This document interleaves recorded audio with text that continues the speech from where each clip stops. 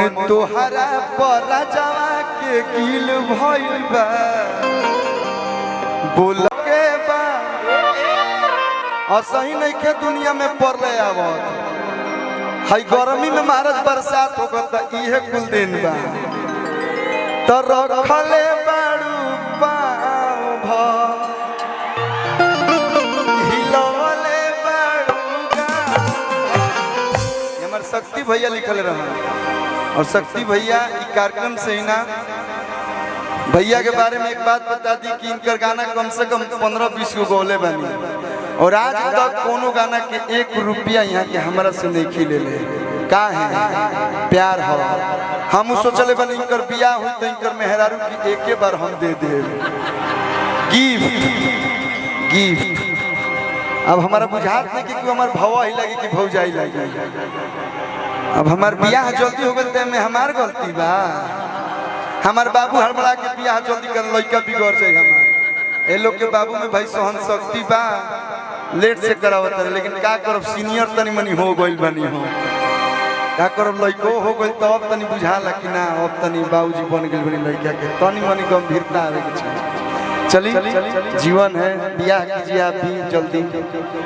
अब in full mic में नहीं के बोले आ जाए लोग आप लोग भी अच्छा लगे अब इन लोग को भी बुला देना इतनी सुंदर सुंदर नृत्यांगनाएं आई हैं लखनऊ बैटिंग करता आउट हो गई कि अभी खेलते बा आज चेन्नई जीती बुझाता हाँ गोड़ मत छुइए हम बहुत ये सब अच्छा ना लगेला हमारा दूर से नमस्ते कीजिए अच्छा लगता है मुझे नमस्ते हाँ गोड़ छुएला बुझाला बहुत बुजुर्ग टाइप के हम गायक हैं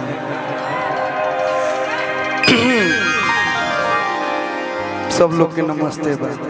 हम कहाँ कि तू तो काटेलू किचन में भिंडिए जान अरे महाराज मत गोड़ छुई लो कहीं तो हम गोड़ छू लड़की पाँव छूती है लक्ष्मी है आप लोग पाँव मत छुइए हाँ कुछ और डिस्टर्ब बात में हो लोग काल मरते हैं दूर से नमस्ते कर लीजिए बस अच्छा लगेगा कि तू तक काटेलू किचन में भिंडिए जान उपसाटी के काला काला बिंदिए जान मन तोहरा पर राजावा के गिल भइल बा बोल काका हम बनिया से किंदिए जान बहुत जगह आप लोग प्रोग्राम की होंगी लेकिन बलिया जिला के एगो अलग आनंद है का भैया अरे की तो ना निकाल फटिया के चौभी अरे किए हो हमार भभिया भैया जब गाय तो मीठ मीठ ताली बजा दी हलो कि देखेला तरस जाओ देवारा सरबिया तो कीती हो राजा सोड़िया गुलाबिया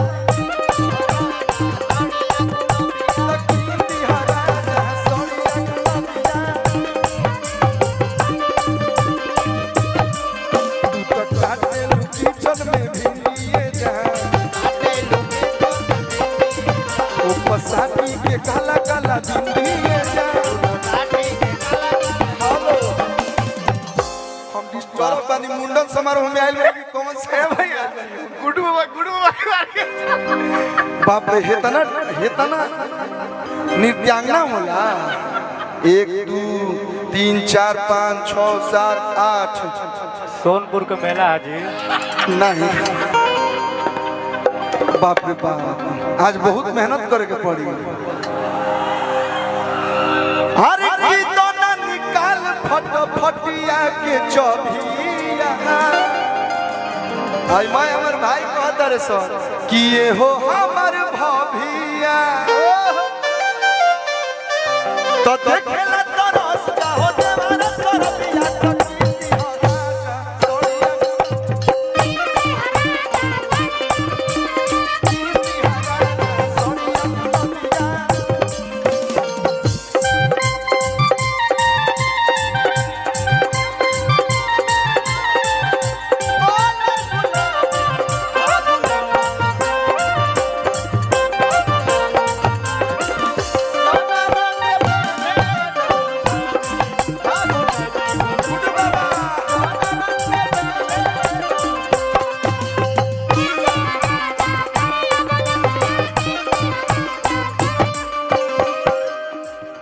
हयो पता रहे भी लेकिन यो मारा टीका वाह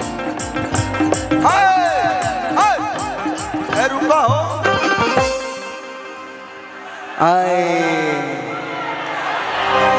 हे श्री राम के भक्त हे पवन सुत हनुमान हे अंजनी पुत्र हे बाली हे सुग्रीव कुछ टिकोड़ा मिलता सतुआ न छुए गेले हराती में आओ है ना छुआ दे तनी आओ है ना एक से एक वैरायटी बड़ा गोलू उन्हें टिकोड़ा छुआता इन लगला तो सॉरी मोएबा कि तू तो सही लगता रूपरिए जहां जो खुद इतना खूबसूरत है उसे सजने की जरूरत क्या है। आप लोग गॉड गिफ्टेड हैं, इतना सुंदर है फिर भी मेकअप लगाती हैं, लेकिन यो जरूरी बा लाइट भुक भुक बरत में और लाइट मिलेला कि तू तो असही लगता रूपरिए जहां आके चेहरा चमके जैसे मर परिए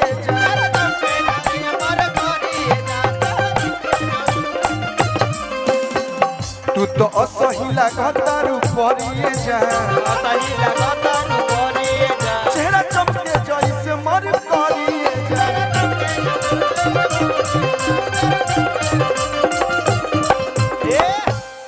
अरे की शक्ति सोना लिखी तो हपे की तबिया कौलुआ शक्ति लिखी है तो हपे की तबिया तिवारी जी रिफिल भर के दी शक्ति जी के कि ये हो हमार भभिया बैठ के देखी लोग अच्छा लगी तो देखेला तरस जा हो देवाना सरबिया तो कीती हो राजा सोड़िया गुलाबिया कीती हो राजा सोड़िया गुलाबिया कीती हो राजा सोड़िया गुलाबिया